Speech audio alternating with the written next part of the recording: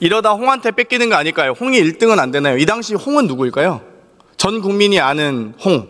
네, 그분일 것입니다. 대선 경선 때 2등 하셨던 홍준표 현 대구시장이시겠죠? 명확하게 정치자금법 위반 아니겠습니까? 우리 차관님 고생 많으십니다. 이번에 창원지검에서 수사 결과 관련된 명태균과 김건희, 윤석열과 관련된 내용 잘 아시고 계신가요? 뭐 구체적 수사 결과에 대해서 잘 모르신다고 하시겠죠? 예, 그 부분은 제가 실무자 통해서 다시 확인해 봤는데 그래서 조금 제가 몇 가지 판례를 준비했습니다. 피켓을 좀 갖고 왔는데요. 보시면 내일 공표될 여론조사 조사 자료입니다. 보안 유지 부탁드립니다. 냅 충성. 참 부끄럽죠, 사실. 부끄럽습니다. 자, 이러다 홍한테 뺏기는 거 아닐까요? 홍이 1등은 안 되나요? 이 당시 홍은 누구일까요? 전 국민이 아는 홍. 네, 그분일 것입니다. 대선 경선 때 2등 하셨던 홍준표 현 대구시장이시겠죠? 그래서 내일 자체 조사해 보겠습니다. 넵. 윤석열 명태균 텔레그램입니다. 정확하게 대선 조사 결과 보고서라고 21년 10월 21일 PDF 파일로 작성되어 있는데요.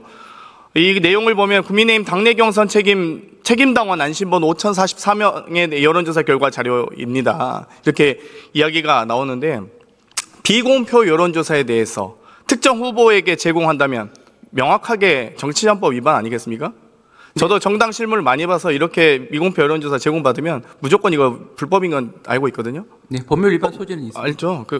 근데 여기서 전 보면서 또 의구심이 드는 게 책임당원 안심번호 5,044명 이 명단은 누구한테 받았을까요? 명태균은 이거 조사하셔야 되지 않겠습니까? 네, 수사를 해야 될 거. 당원 명단은 매우 정당에서 엄격하게 관리합니다. 개인정보 위반 소지뿐만 아니라 아주 소수가 아니면 회람할 수 없거든요. 근데 명태균 씨에게 이렇게 카톡까지 갔다는 건 저는 좀 의구심이 들고요. 이 법사위 국정감사 과정에서도 창원지검의 여러 가지 봐주기 수사 의혹에 대해서 이야기가 많았습니다. 이 국가선관위가 2023년 12월에 고발했고 2014년 5월에 강혜경 씨가 고발하고 나서도 이 창원지검 이 검사 한 명도 없는 수사과에 배당했다가 부랴부랴 언론 보도가 날 뻔하니까 결국 이 형사부 배당하고 1월과 9월에 명태균 씨가 2번 핸드폰 다 교체하지 않습니까? 그 핸드폰 2번 교체한 거 핸드폰 최소 3개 이상 다 확보하셨나요? 그 일부는 확인한 것으로 알고 있습니다. 일부 확인했고요. 하드디스크도 확인하셨나요? 하드디스크 확보했다는 보도는 있었는데 구체적인 내용은 한번 확인해 보도록 하겠습니다. 그 하드디스크 꼭 확인하셨으면 좋겠습니다. 아버님 무덤에 있다고 하니까요. 꼭 확인하셨으면 좋겠고요.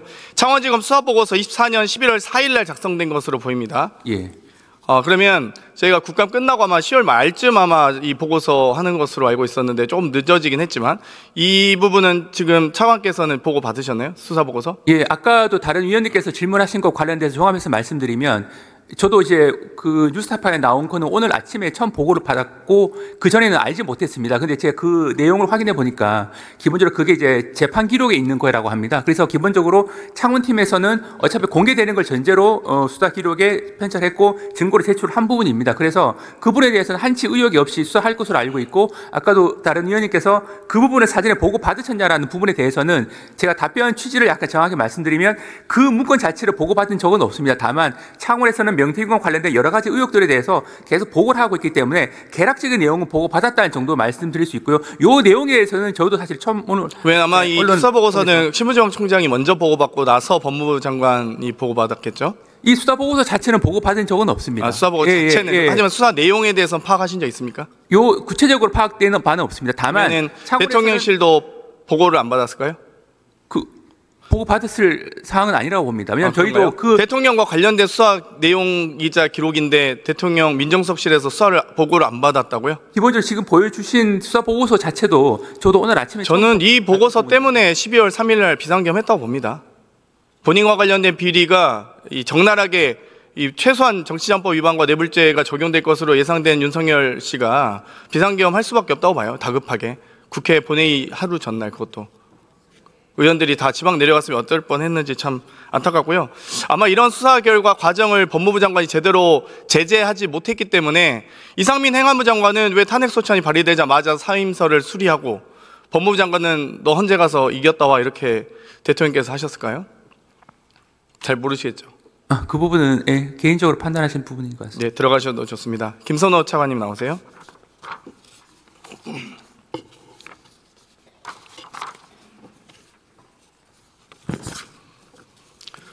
오늘 최혜병의 억울한 죽음을 밝히기 위해서 노력했던 박정훈 대령 군사법원에서 무죄 선고가 났습니다. 이 선고 결과 동의하시나요? 존중하시죠? 예, 제가 보고받았고 군사법원 일단 판단을 존중합니다. 12.3 내란의 주범인 여인영 방첩사령관, 이진우 수방사령관, 곽정근 특전사령관, 문상호 정보사령관 지금 직무 정지 상태죠? 예, 그렇습니다. 왜 보직해임 안 하십니까? 예, 보직해임 심의에 관련된 일련의 절차들이 아니 그러시면 안 되죠. 박정훈 대령은 보직해임 심의위원회 구성되기 전에 하셨잖아요. 8월 2일 날 보직해임 하시고 8월 8일 날 사후적으로 의결하십니다. 그런데 이렇게 내란행위의 주범들을 따박따박 월급 다 받게 하고 보직해임 해야 월급도 줄고 제재가 되는 거 아닙니까? 제대로 된 징계 조치 아닙니까? 박정훈 대령은 이 보직해임 심의 의결도 없이 사후적으로 의결하시고 바로 보직해임 하셨잖아요. 그렇지 않습니까? 지금 현재 관련된 인원들에 대한 보직해임은 규정상 기소가 진행이 되면 진행되도록 돼 있어서 기소가 된 이후에 중대한 비행위가 적발되면 보직해임 하게 돼 있지 않습니까?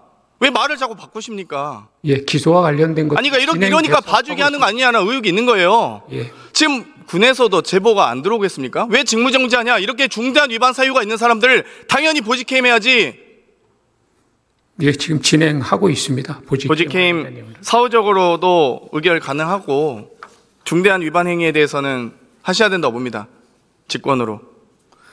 이분들 그리고 기소 날짜도 이미 작년 12월 14일에 여인영 방첩사령관 구속되고 12월 31일에 기소됐습니다.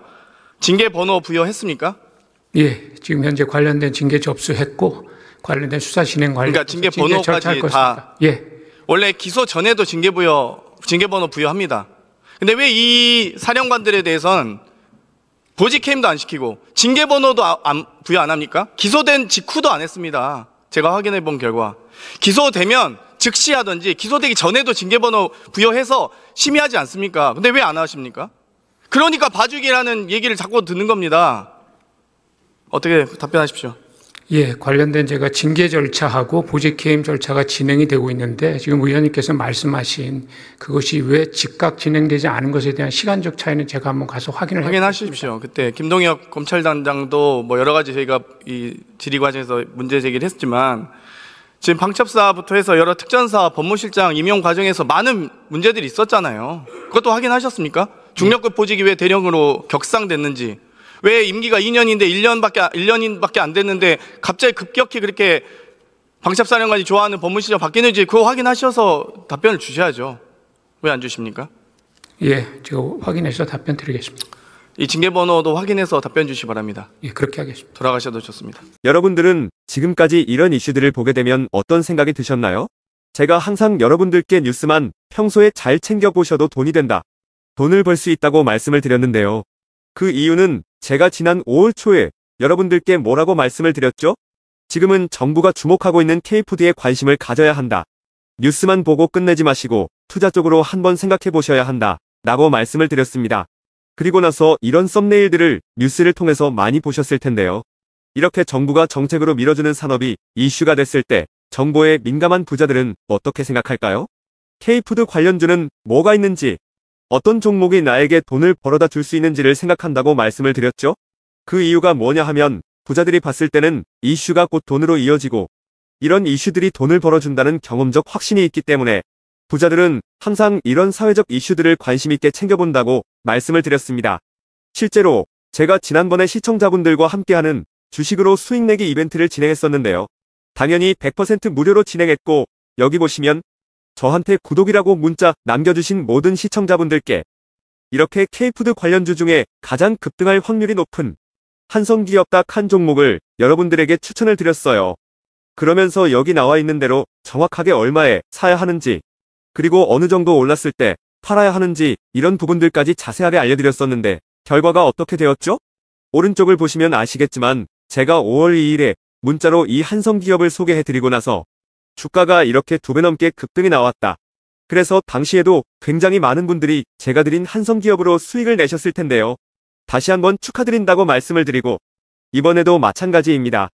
최근에 정부가 집중적으로 밀고 있는 산업이 해외 건설 시장이고 그 중에서도 K신도시에 대한 관심도가 계속해서 높아지고 있기 때문에 관련 종목들이 부각받을 수밖에 없다.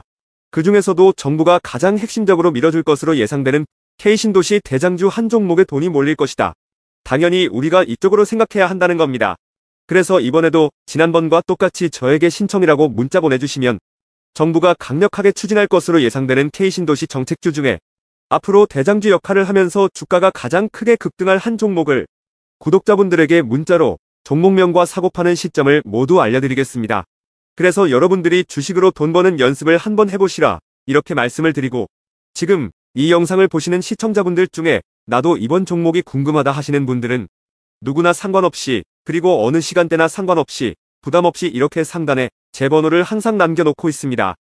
제 번호 010-4406-8870번으로 저에게 지난번처럼 신청이라고 문자 보내주시면 제가 이번에도 똑같이 무료 추천 급등주 문자를 보내드리겠습니다. 이해되시죠? 그래서 제 번호 010-4406-8870번으로 신청이라고 문자 보내주시면 여러분들이 직접 이슈를 통해서 돈 버는 연습을 해보실 수가 있는 거고, 제가 돈을 받는 것도 아니고 투자를 대신해드리는 것도 아니기 때문에 부담 없이 신청해주시면 되는 겁니다. 그리고 수익이 나면 저는 다른 것은 바라지 않습니다. 제 채널에 구독, 좋아요 한 번씩만 눌러주시면 감사하겠습니다.